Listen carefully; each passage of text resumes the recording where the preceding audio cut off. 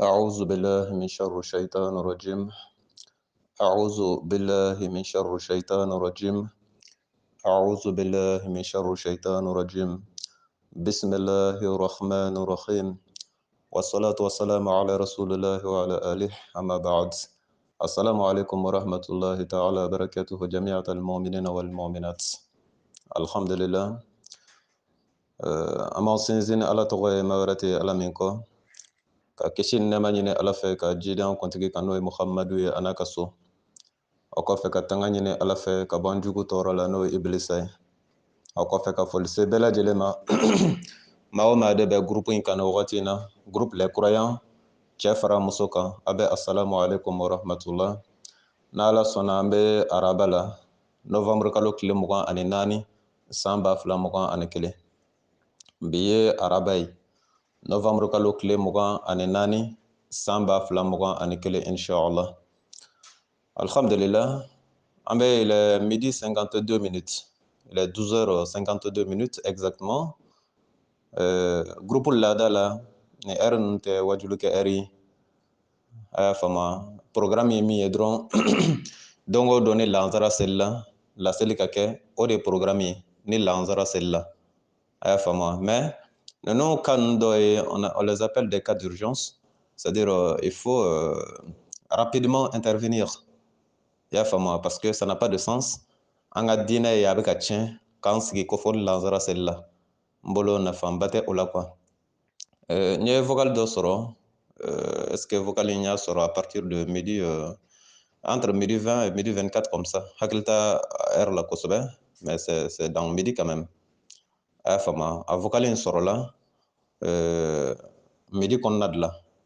Voilà, ça doit être vers midi 20 comme ça. On y a partagé midi 24. À partager la midi 24, vocaline ben 2 minutes 48 secondes. Voilà, donc nous vocaline soro. On me fait qu'à tout ni lanzara celle-là. Mais beni kechugo do ala bolo quoi. Beni kechugo do ala bolo. Oustaz Berté tseka sigi ka ala ka dine yechugo do la. C'est-à-dire à patience tenna quoi. Est-ce que a fam ni ala ka dina la hala do la sogomada fɛ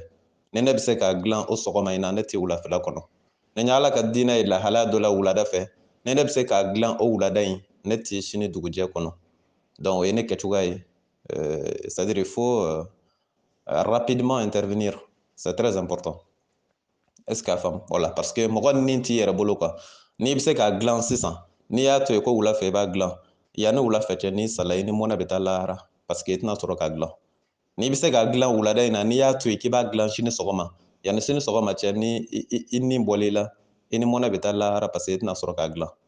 est-ce que a faamu donc o de y'a to n pressé la ka vocal in ka partager groupe kan ani ka tila ka c'est-à-dire min bɛ n bolo k'o fɔ vocal in na mais aw ɲɛ bɛ titre min na vocal in na o titre ye jumɛn ye ko la volonté d'Aïdara de mélanger l'islam, c'est-à-dire Aïdara hakilina na ka diinɛ ɲagamu ka diinɛ fereke ka diinɛ tura kun kan vocal in bɛ kan ka bolo de kan est-ce que a faamu ni ko Haidara ka ca Mali la n kan bɛ Sherif Usman Madani Haidara de ma n'o ye Ansardine ɲɛmɔgɔ ye walima Haut Conseil islamique ɲɛma bi ye araba ye novembre kalo tile 24 san 2021 est-ce que a faamu voilà mɔgɔ min bɛ kan ka laseli kɛ maa dogolen tɛ bilen Ustaz Berté ala ka waraba murutilen karamɔgɔ sariyatigi ka bɔ Sikaso Lafiyabugu téléphone numéro 70 03 48 53 70 03 48 53 karamɔgɔ sariyatigi ka bɔ Sikaso 70 03 48 53 70 48 53 a bɛ faamu wa voilà mun de ye n bila k'a fɔ Haidara bɛ fɛ ka diinɛ ɲagamu a yɛrɛ y'a ɲagamu kaban yɛrɛ franchement Sherif Usman Madani Haidara a ye diinɛ in fereke ka ban a ye diinɛ in ɲagamu ka ban kɔfɛ kuma tɛ dɛ ayi ne b'a nɔfɛ nin y'a san kelen de ye nin kan ka k'a san kelen de depuis salon mois de a ka ca san kelen yɛrɛ ye o si je ne me trompe pas parce que an ka débat in kɛla mois de mai voilà kɛla depuis mois de mai 2020 n'est-ce pas? Voilà, je pense que mois de mai 2021 au tɛmɛna, n'est-ce pas? D'accord. A ka ca san kelen ne bɛ fɛ an bɛ sigi an bɛ kuma c'est-à-dire a bɛ kɔfɛ kuma min na ni silamɛya in ye a ka dabila quoi an ka silamɛya kuma in yɛrɛ visa an ka fɔ maaw ye maaw ka se ka bɔ fili la o ka fisa kɔfɛ kuma ye mais depuis wagati fo bi a tɛ ka sɔn ka sigi n'a tɛ ka sɔn ka sigi donc fana bɛ n sigi ka ɲɛ bada ale ani a tɔw a ɲɔgɔnna tɔw a diinɛ ɲagamuna tɔw a n'a diinɛ ferekela tɔw donc an bɛ n sigi k'o lajɛ ni n ye fɛn fɛn tigɛ ta k'a ye fɛn dɔ kɛ silamɛya la min tɛ kɛta ye a tigi k'i sigi n'a ye dɛ ne sigitɔ tɛ koyi wa n datugutɔ tɛ koyi a bɛ fɔ de est ce que y'a faamu a bɛ fɔ de an bɛ na n'a ka vocal ye tout de suite o ye vocal jumɛn ye ne b'aw lasɔmi k'a fɔ ne ni a denkɛ Sherif Ahmed Tidiane Haidara an ye débat kɛ baya layidu wɔɔrɔ kan n'a sɔrɔ baya layidu wɔɔrɔ bɛ maa don silamɛya la walima n'a ti maa don silamɛya la groupe les croyants a ye vocal in a y'a partager an ka diinɛ jɔ an kana diinɛ to a juguw bolo o ka kulon k'a la an ka diinɛ jɔ vocal in a y'a partager a y'a faamu wa cɛ fara muso kan groupe den cɛman na muso ma bɛɛ a bɛ ka partager a y'a faamu ne ni Tijani ka débat kɔnɔ an sela baya layidu wɔɔrɔ ma ne y'a f'u ye kuranɛ kɔnɔ sura 60 aya 12 ngo ala ko limaniya jɔnw de ka baya layidu wɔɔrɔ kɛ mu'miniw donc mu'miniw ka baya layidu wɔɔrɔ kɛ ngo ala ko ten n'i y'a ye ala y'a f'u ma mu'miniw ngo se k'i fɛ ala b'a dɔn mu'miniw don n'o tɛ ala tɛ kalon tigɛ n'aw hakili b'a la Tijani ko ne ma ko ayi ko mu'miniw tɛ ko kafiriw kun don aw hakili b'o kuma na wa hakili b'o la dɛ voilà a bɛ fɔ bamanankan na ko ni min mɛn baladen da k'a mɛn bɛ balaba de da est ce que a faamu ja Tijani bɛ nin bɛɛ la soit a ka taa sɔrɔ Tijani de y'a mɛn Haidara da ko ala ko mu'miniw don ko mais mu'miniw tɛ kafiriw don walima a ka taa sɔrɔ Haidara de y'a mɛn Tijani da ko mu'miniw tɛ ko kafiriw de kun don parce que diɲɛ bɛ ka taa sanse min fɛ sisan a yɛlɛma bolo ka ca n'i ye min mɛn baladen da ko mɛn bɛ balaba da a ye fana k'i sigi n'a ye n'i ye balaba fana ye ka baladen ladege yɔrɔ min na diɲɛ laban tile na a kana bali la koyi a kana bali la quoi c'est possible est ce que a faamu donc Tijani ye o kuma cɛjugu min fɔ ani o kuma langolo min fɔ k'a fɔ ala kumakan ma ko mu'miniw tɛ ko kafiriw don est ce que a bɛ kan ka faamu donc ce sont des choses ici contraires ala ko mu'miniw don mais Tijani ko mu'miniw tɛ kafiriw don mais ne t'i n yɛrɛ bila kuma caman na o vous êtes doué d'intelligence vous n'êtes pas bête vous savez faire la part des choses vous avez de la conscience vous n'êtes pas idiot aw bɛ se ka finman ni jɛman dɔ ka bɔ ɲɔgɔn na aw hakili ka ɲi ala ko mu'miniw don Tijani ko mu'miniw tɛ kafiriw don maintenant soyez des juges ala ni Tijani na jɔn de ta y'a ye ne b'aw ɲininka ala ko limaniya jɔnw don kuranɛ kɔnɔ kuranɛ sura 60 aya 12 ko limaniya jɔnw don ko limaniya jɔnw de ka baya layidu wɔɔrɔ kɛ Tijani ko ala ma limaniya jɔnw tɛ kafiriw don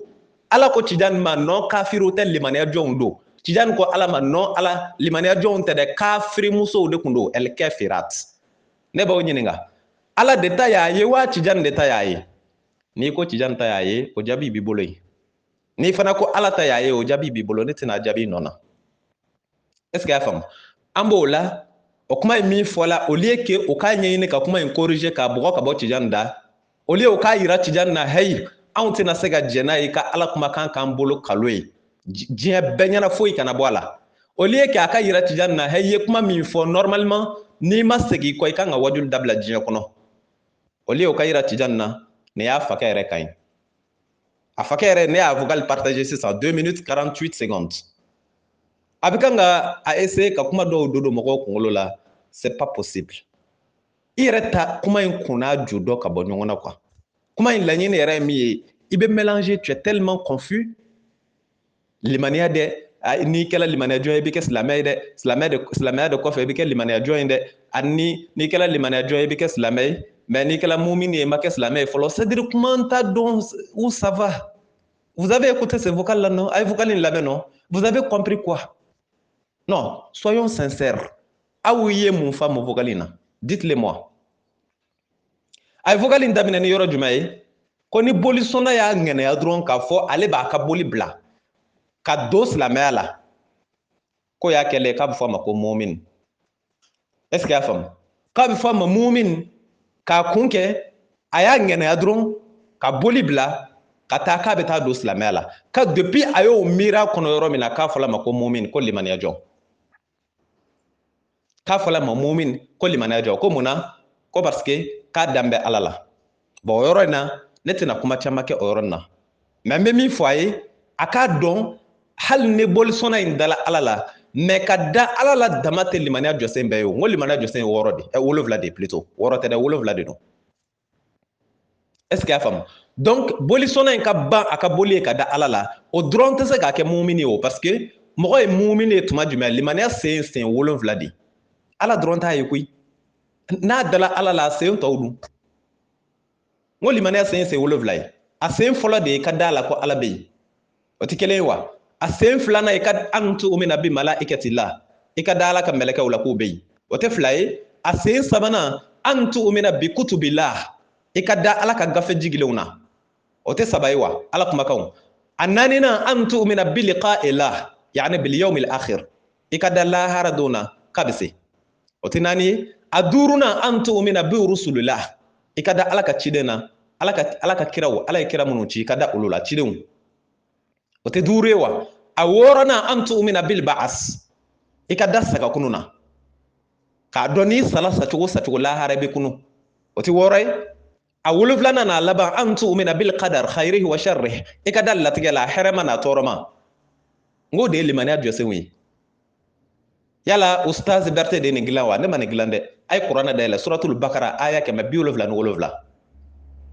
o ka bɔ yen a ye kuranɛ dayɛlɛ suratul bakara kuranɛ sura 2 aya 285 o ka bɔ yen suratul nisa ye kuranɛ sura 4 aya 136 ne hakilila limaniya jɔsenw bɛ kuranɛ yɔrɔ in bɛɛ la ka taa fɛ a y'a faamu wa d'accord ni o yɔrɔ tɛmɛna yen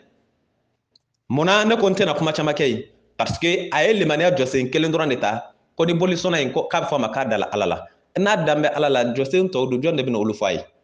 jɔn a bɛ se ka taa kɛ bolisɔnna in yɛrɛ t'a dɔn ko limaniya sen ye 7 ye fɔlɔ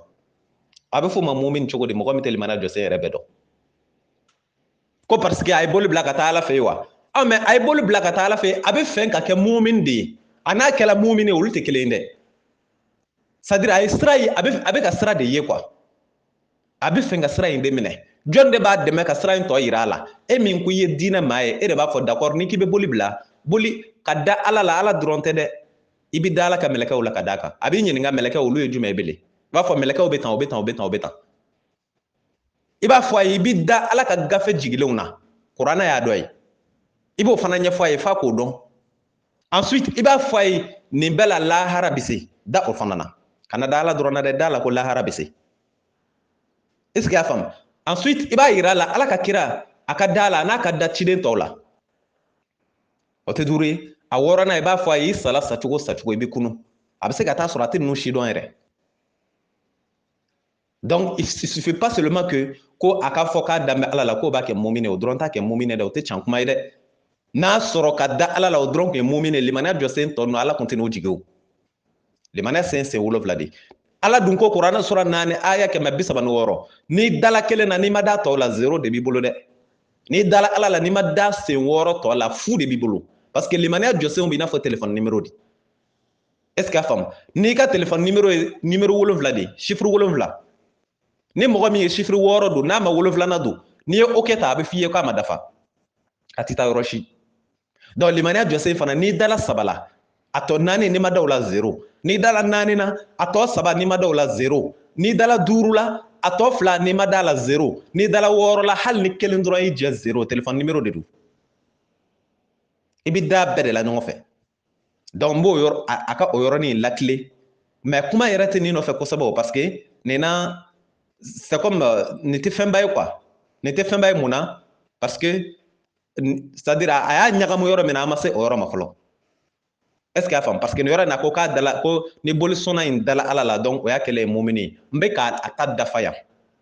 comme dafali o de la n ko n tɛ fɛnba tɛ parce que munna a bɛ ka dafa de a m'a tɔw fɔ n y'a tɔ fɔ ka fara kan k'a dafa o tɛ fɛnba ye yan jumɛn de ye fɛnba ye a y'a turu a kun kan yɔrɔ min na dɛ o de ye ne bolo koba ye a tura kun kan kɔrɔ ye jumɛn ye a y'a ka fɔ ka lamɛn a ko ko ni bolisɔnna in ye o ŋɛnɛya siri c'est à dire an ka limaniya ta sisan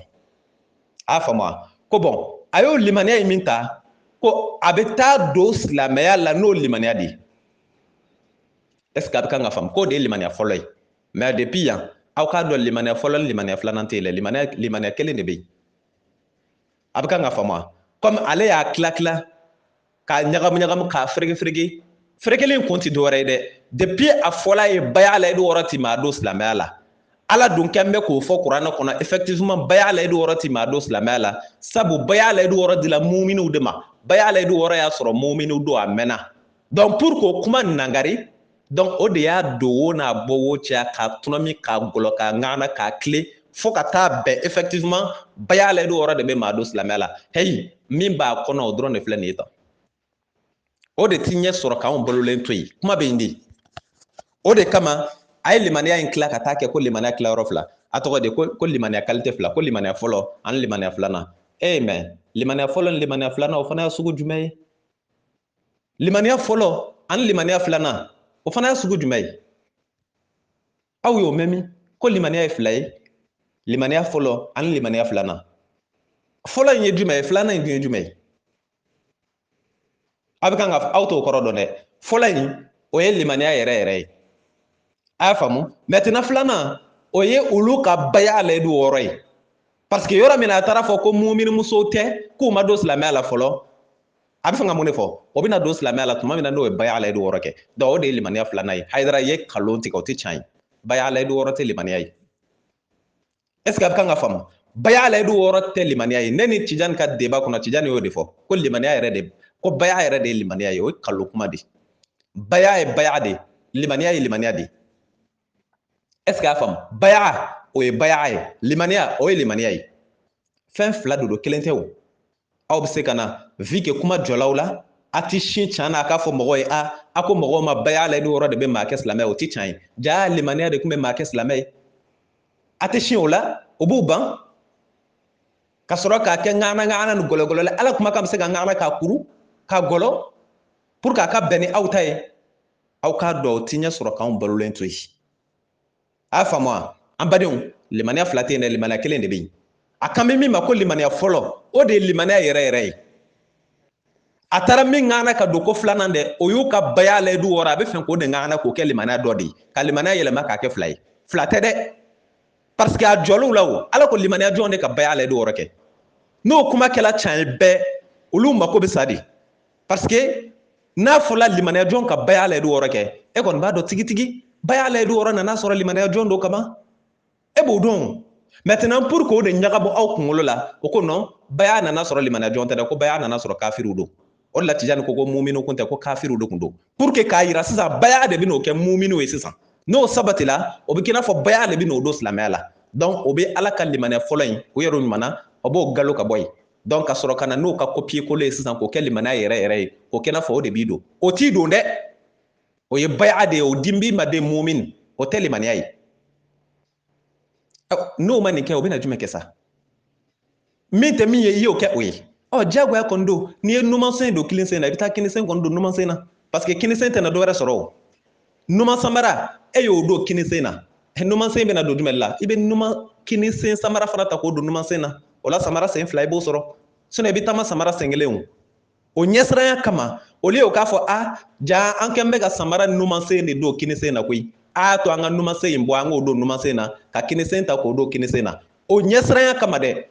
olu ye o ka numansen bɔ sisan k'o tilen k'o don numan samara kɔnɔ o bɛ fɛ ka numan samara k'o don kininsen na ka kini samara k'o don numansen na sisan ka taa n'a ye a gɔlɔlen est ce que a bɛ kan ka faamu an badenw limaniya ye kelen de ye a kan bɛ yɔrɔ min ma ko limaniya filanan ko o b'i kɛ tan o b'i kɛ tan ko muminiw bɛ ɲɔgɔn dan ou bien silamɛw bɛ ɲɔgɔn dan o tɛ limaniya ye dɛ o ye i n'a fɔ c'est à dire i bɛ kan k'i ka limaniya entretien de kɛ n bɛ na n'o ye kɔfɛ plus i limaniyala plus dɔ bɛ fara a kan ka taa dɔ bɛ fara a kan ka taa est ce que a bɛ kan ka faamu dɔ bɛ fara a kan ani kura don olu tɛ kelen ye dɛ dɔ bɛ kan ka fara i ka limaniya kan ani i ye limaniya kura sɔrɔ ka limaniya kɛ fila ye ko fɔlɔ ni filanan olu tɛ kelen ye dɛ limaniya ye kelen de ye kelen min b'i bolo i b'o de entretenir c'est comme n'i ye yiri turu yiri kelen don mais chaque fois i bɛ ka ji k'a la chaque fois a bɛ ka nugu ka taa i ye yiri fitinin min turu i bɛna ye yiri in bɛna kɛ yiriba de ye mun y'a kɛ yiriba ye parce que i y'a entretenu mais est ce que yiri filanan don wa yiri filanan tɛ o ni yiri kelen in de don aw bɛ kan ka faamu donc a ko ko o limaniya fɔlɔ in k'o de b'i don silamɛya la k'o ka kɔrɔ silamɛya ye ne y'o fɔ aw ye a mɛnna mais munna a m'a fɔ nin yɔrɔ in na ko baya la o yɔrɔ de b'i don silamɛya la yan parce que ala m'o f'u ye o ala ko limaniya de b'i don silamɛya la o y'i diya o don o yɛrɛ m'i diya o don kuranɛ de y'a fɔ suran 43 aya 68 69 kuranɛ suran 43 aya 68 69 ala ko cogo di a'udhu billahi min sharri shaitanir rajim ala ko ya ibadi la khawfun alaykum al-yawma wa la antum tahzanun alladhina amanu bi ayatina wa kanu muslimina alladhina amanu bi ayatina ko maamunu liman yala ala kuma kauna wa kanu muslimina o ka limaniya in kɔfɛ o kɛla silamɛw ye ala ma ɲagamu ala ma ferekew ala kilala alladhina amanu bi ayatina maamunu liman yala ala kuma kauna o kɔrɛ maamunu liman yala limaniya jɔsenw na wa kanu muslimina o ka limaniya in kɔfɛ o donna silamɛya la o kɛla silamɛw ye a banna koyi ala ta bɔ wo n'a don wo man ca ala tɛ jɔn filɛ ala tɛ jɔn traumatiser a tɛ jɔn hakili suɲɛ a tɛ lavage cerveau kɛ jɔn na i kɛla limaniya jɔn ye limaniya in kɔfɛ i kɛla mun a tɔgɔ di limaniya in kɔfɛ i kɛla silamɛ ye a banna mais o silamɛya in kɔfɛ i bɛ tila ka taa limaniya wɛrɛ sɔrɔ ɲɛfɛ yi mɔgɔw bɛ ɲɔgɔn dan limaniya la a bɛ kɛ tan o bɛ tila o bɛɛ ye pour que k'aw fili k'aw traumatiser a yɛrɛ kana don a bɛ taa fan min ala ta filɛ nin ye kuranɛ suran 43 aya 68 69 ala ko n'i kɛla mumini ye n'i dala limaniya jɔsen bɛɛ la maa k'i seere i ka kalimatu shahada fɔ a ye o i kɛlen silamɛ ye a tɔ minnu bɛ yen seli ni sun ni jaga ni hiji i b'olu kɛ de olu b'i arranger olu b'i dɛmɛ o de la a fɔla muminiw ka seli muminiw ka sun muminiw ka jaga bɔ muminiw ka baya la i b'o yɔrɔ kɛ nin si kɛ kun tɛ dɔwɛrɛ ye pour que ka mumini bila c'est à dire k'i entretenu k'i dɛmɛ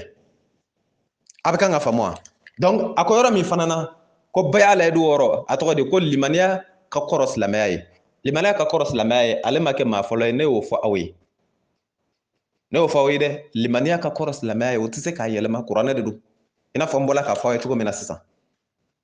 a y'a faamu mais ko n'i kɛla limaniya jɔn ye k'o ye limaniya fɔlɔ-fɔlɔ ye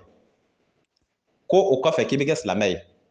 donc ko o silamɛya in de kɔfɛ ko limaniya filanan bɛ na o de ye kalo ye o limaniya filanan in dɛ o bɛ k'u ka baya la i b'o yɔrɔ de ŋagana k'a bila o place la sisan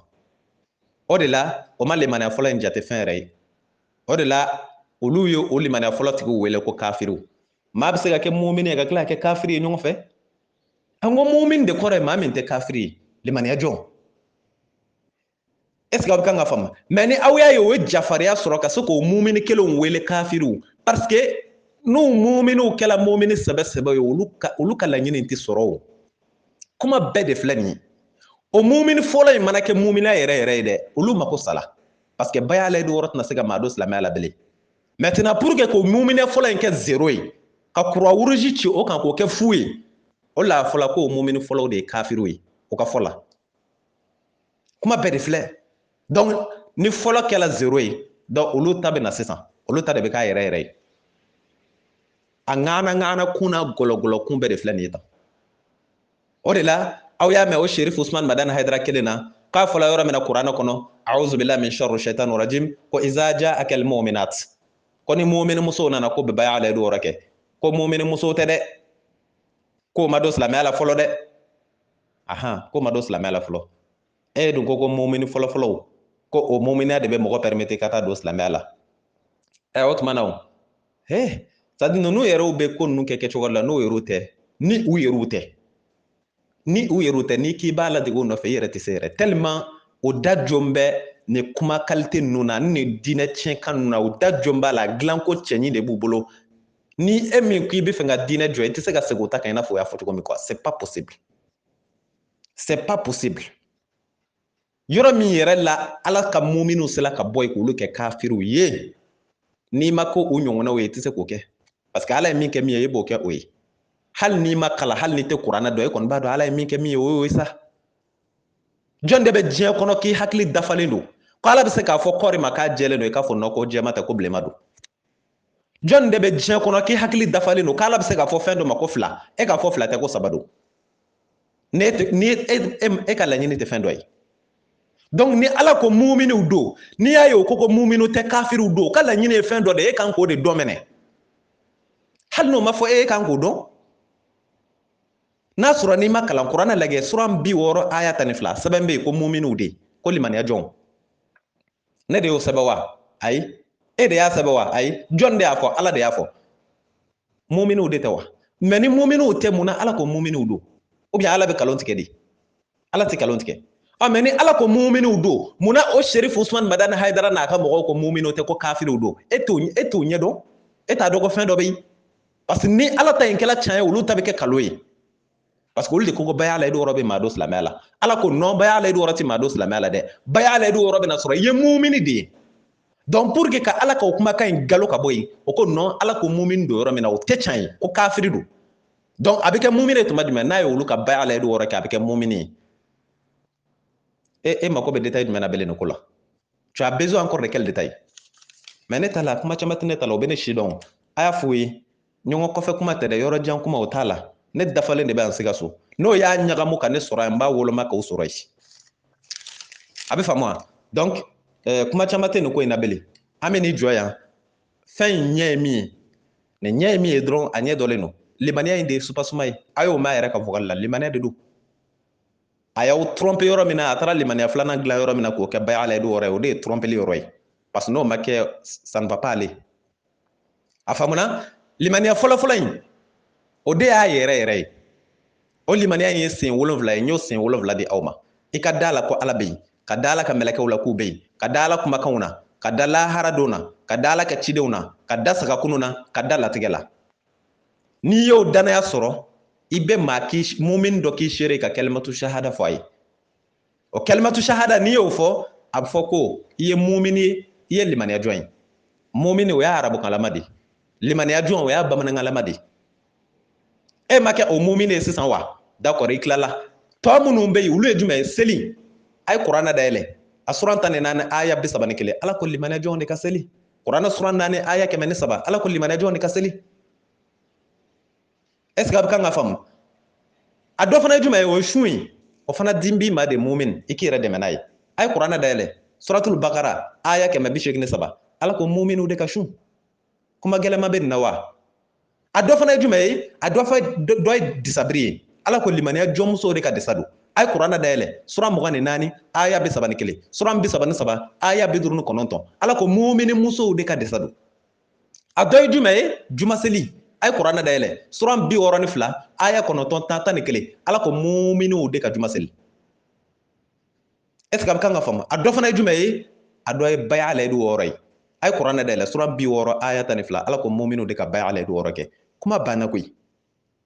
o kama yɔrɔ min ma limaniya filanan o tɛ tiɲɛ ye e ka limaniya fɔlɔ in fɔlɔfɔlɔ ye min y'i don silamɛya la dɛ i b'o de fɔlɔfɔlɔ ye entretenu ka ji k'a kɔrɔ ni ko ka ji k'a kɔrɔ o ye kuma n'a kɔrɔ de c'est à dire k'a lakana k'a entretenu n'i ye kuranɛ lajɛ sura 64 aya 11 ala ko a'udhu billahi min sharri shaitanir rajim wa man yu'minu billahi yahdi qalba ni limaniyala ka ban ko ale ala bi c'est à dire i tɔ jidi ka taa fɛ i bɛ jidi de i ka limaniya in a bɛ jidi ka taa de limaniya fɔlɔ in na o bɛ ka min wele limaniya fɔlɔ o de bɛ lakana i fɛ k'a protéger f'a bɛ bonya f'a bɛ kɔgɔ o n'i bɛ taa limaniya filanan sɔrɔ olu tɛ kelen dɛ limaniya ye kelen pe de filanan t'a la est ce que a faamu limaniya ye kelen n m'a fɔ limaniya jɔsen ye kelen na n ko limaniya ye kelen c'est à dire i bɛ fɔlɔ min sɔrɔ daminɛ na ni o fɔlɔ in ni a yɛrɛ ko k'o de b'i permettre ka don silamɛya la o de fana i b'o de lakana k'o protéger a bɛ bonya a bɛ kɔgɔ a bɛ jidi a bɛ faamu wa o k'o se k'a ɲagamu na an fana b'an se k'a wolomani na mais ne kɔni b'a dɔn ɲɔgɔn kɔfɛ kuma ne hakili la ne bɔla o la o ne y'ale wele ka dɛsɛ a ka wa an ka sigi diɲɛ bɛɛ ɲɛna nin ye silamɛya donkan ye nin ye o dɔrɔn ye nin dɔrɔn tɛ dɛ baya la du a tɔgɔ de kuranɛ sariya ko kuma fana na o bɛ tan de a y'a wuli yan mɔgɔw dala ko ala k'u ka kiiri tigɛ ni kuranɛ ye ko ni minnu ma kiiri tigɛ ni kuranɛ ye k'olu ye kafiru ye kirikiri fan bɛɛ o kɛla yan o bɔla yan an nana se bi tile la ala ye se dɔ di ale ma ale bɛ se ka ko dɔ kɛ mais bi a ye sariya ko kuma mɛn a da a ye o mɛn a da ensuite Haut Conseil islamique ko kuma na yan Mahamudu Diko tun bɛ Haut Conseil islamique la tuma min na donc ale ko ko o man ɲi o tuma ko parce que ko silamɛ fɛn tɛ ko faamaw de ka fɛn dilanlen don o y'a yira ale kun t'a la maintenant bi ale yɛrɛ kɛla ye n'i y'a ɲininka o la a fɔ awɔ k'o ka ɲi foyi t'o la parce que mun na ale kɛla o conseil islamique président ye bi foyi t'a la mais Mahamudu Diko kun b'a la tuma min na fɛn kun b'a la parce que faamaw de ka ko organiselen de kun don waati bi dun dɔn de y'a organiser bi o faama kelenw tɛ de mais ale sɔnna a la kɔni mun n'a ka ɲi bi parce que ale b'a la bi bazɛn gomijalan ko kuma ninnu na ko ni dɔnnibaa o dɔnnibaa ye bazɛn gomijalan ninnu don k'u bɛ jahanama kɔnɔ ale Sherif Usman Madani Hayidara kelen y'a fɔ o kɛla o wagati mais bazɛn gomijalan joli de b'ale n'a denw kana a den dɔw n t'u bɛɛ dɔn awɔ fɛn t'o la bi o ka ɲi bi mun na parce que ale y'a don bi o ka ɲi bi donc kunu n'ale ma min kɛ o man ɲi ni maa wɛrɛ y'a kɛ n'ale kɔni ma sɔrɔ ka kɛ o man ɲi nka ni ale y'a kɛ don min na hali ni haramu kun do kɔrɔlen a bɛ kɛ halala ye o yɔrɔnin bɛɛ o tuma na mun kɛla de villa cɛɲuman ko dali ka da villa cɛɲuman kɔrɔ ko dinɛ ɲɛmaa minnu n'o dala villa cɛɲumanw kɔrɔ ani so dagabanaw ko o bɛɛ kafirilama sala ko sinon ko dinɛ ɲɛmaaw ɲanina de k'a sɛbɛ o ɲanina ko mais fɛn fɛn y'i da villaw na a so cɛɲumanw kɔrɔ a so dagabanaw kɔrɔ k'a bɛɛ kafirilama sala bi don ale ka sow dun ale m'a fɔ ko Mali mumɛ bɛɛ k'ale tɛ faama kelen don a min ka so ka ɲi n'ale ta ye a m'a fɔ wa a y'a fɔ a ka so ka ɲi ni faamaw bɛɛ ta ye maa min ka so ka ɲi ni faamaw bɛɛ ta ye i bɛ fantanko kuma fɔ ye o kɔrɔ a ka so ka ɲi ni Mali bɛɛ ta ye bi dun awɔ o sow bɛ ɲɛ bi parce que mun na ale b'o kɔnɔ bi mais kunu comme ale kun t'a kɔnɔ haramu kun don mais bi ale b'a kɔnɔ halala don mais c'est à dire que pour qui ce monsieur là nous prend quoi pour qui ce monsieur nous prend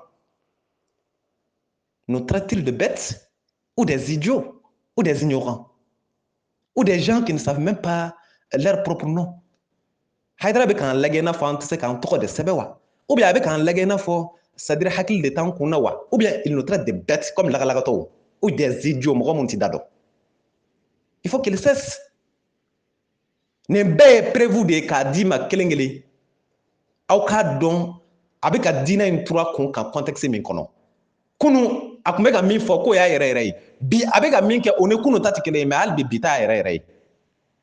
mais ale tɛ o ale tɛ c'est pas lui hein mɔgɔ minnu bɛ sɔn ale a bɛ nin kuma minnu fɔ ka se ka mɔgɔ minnu la convaincre ale tɛ mais a k'a dɔn il ne peut pas prendre tout le monde c'est-à-dire tout le monde n'est pas égal hein a bɛ mɔgɔ minnu a ramasser ka fara a yɛrɛ kan kalon kan olu de bɛ yen et puis a k'a yɛrɛ kɔlɔsi an ka diinɛ na an ka diinɛ t'a ta ye il ne faut pas qu'il traite l'islam comme il le veut a y'a faamu d'accord donc ne bɛ vocal in jɔ yan kuma caman t'a la bilen sa vie privée ne concerne que lui mais la religion n'est pas sa vie privée hein. La religion est publique c'est pour tout le monde a ka vie privée o y'a yɛrɛ ka ko ye o y'a ka vie privée ye ça ne concerne que lui mais diinɛ ko kɔni na k'a bɛ sen don an ka diinɛ la k'a tan ka yɛrɛ kɛ k'a k'a sago ye ça ne passe pas ça ne passe pas hein. Tant qu'on vit quand même ça ne passe pas parce que diinɛ tɛ privé diinɛ est public de n'i y'a kɛ k'a ɲɛ i bɛ tanto i ni ce n'i y'a kɛ k'a tiɲɛ tigɛ bɛ ta k'a yɛrɛ la i bɛ kan ka forobafɛn de tiɲɛ a bɛ faamu a y'a vocal partager Ustaz Berté mankan don ala ka waraba murutilen karamɔgɔ sariatigi ka bɔ Sikaso Lafiyabugu téléphone numéro 70 03 48 53 70 fo ani 3 48 53 wasalamu alaikum warahmatullah n'o y'a lamɛn n'o ko cincɔn n'a nɔfɛma o nɔfɛma ko ci cɔngɛ a y'a f'u ye k'olu ko tɛ ko sama ɲinina o tɛ sonsan ye ko wa ko ne ti n ka sama faa mugu tiɲɛ sonsan na n'o dan b'u yɛrɛ la k'u bɛ can kan k'o ɲɛmɔgɔ labɔ o ye ne ka kuma laban ye